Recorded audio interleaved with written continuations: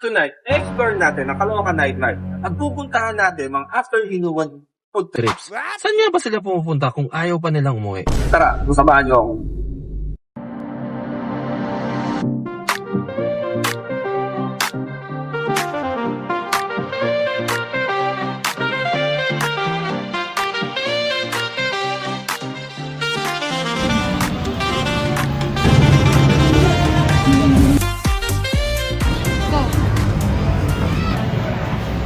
Caloocan City, lugar nang di nauubusan ng inuman. Pero after ng Tagay, syempre hanap naman ng makakainan nga.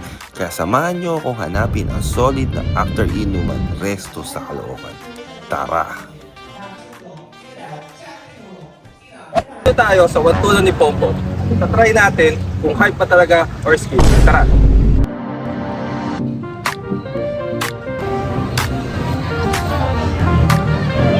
Jenny!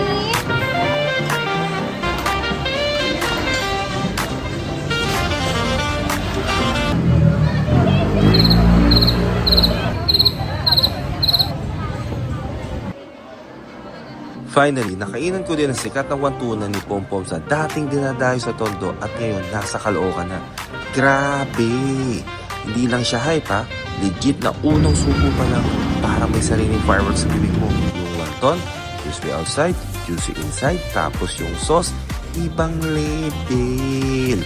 Tamang alat, tamang tamis, tapos mapapapikit ka muna bago magsalita. Sobrang sarap, sobrang sulit, tipong kahit busog ka na, mapapasabi ka pa rin ng supo nga.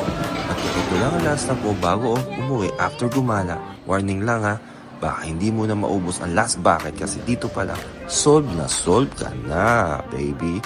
Literal na after inuman final boss food. Mainit, malasa at pang good vibes hanggang pauwi. Kaya kung ako sa'yo, punta ka na rito sa Wantunan ni Pompoms. Ganito sa Kankalu, masayain ang mga tao dahil after ng kwentuhan at inuman, nawawala ang stress nila. Then rekta food trip agad. From Sabaw to another Sabaw, Sabaw yarn. Umigop naman tayo ng Bulalo. Tara! Nandito naman tayo sa Mr. B para subukan yung bololo nila. At sa Mr. Baka para yung lechong baka nila. Sobrang haba ng pinakita mo. Tingnan natin kung masarap talaga siya. Let's go!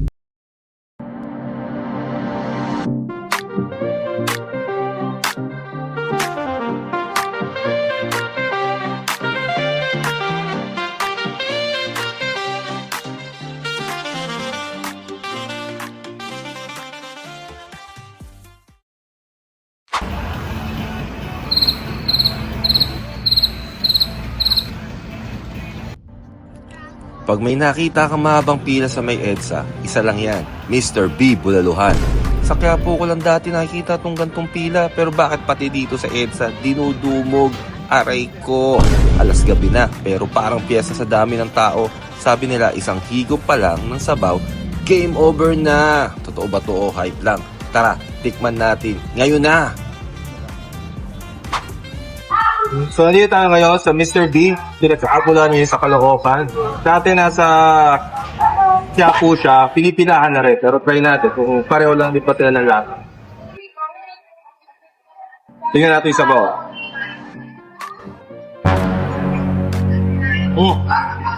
Sarap ka pareho din. Kakatry naman natin yung baka.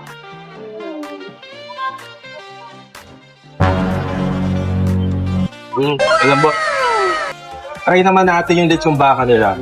Dati siniserve to sobrang mahal sa mga sikat na kainan. Pero dito affordable. Try lang natin. Kung pareho lang diba yung quality. Hindi ka na nga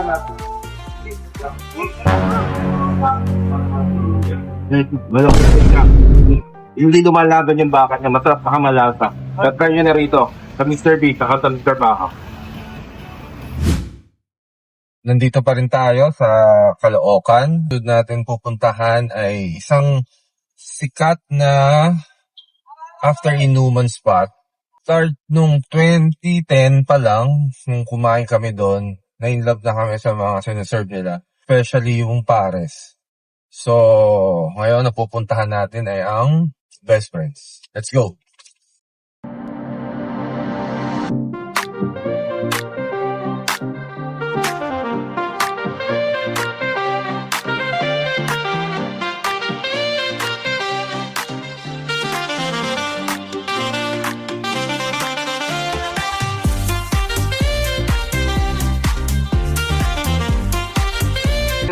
sa Best Friends para subukan yung mga pagkain nila. Usually, ang specialty nila yung pares with siomay. Pero ngayon, itatry naman natin yung iba nilang cake. Tayo ditong fish fillet, pancit liver.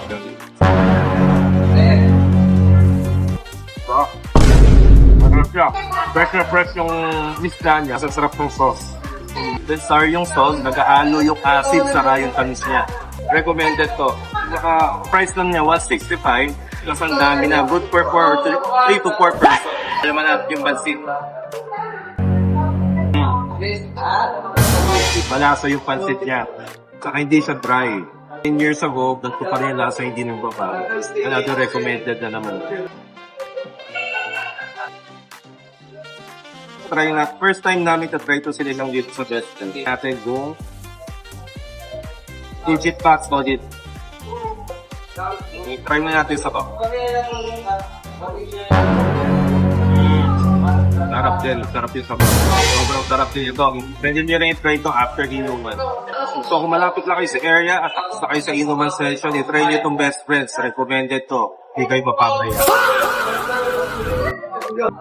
So, napuntahan natin lahat ng mga restaurant o after inuman spot dito sa Caloocan. Sana mapuntahan nyo rin to at patry lahat. Sobrang recommended ko silang lahat. Maraming salamat sa pagsama sa Seize the Day Chat. Sana subscribe and like all our videos. Thank you for watching.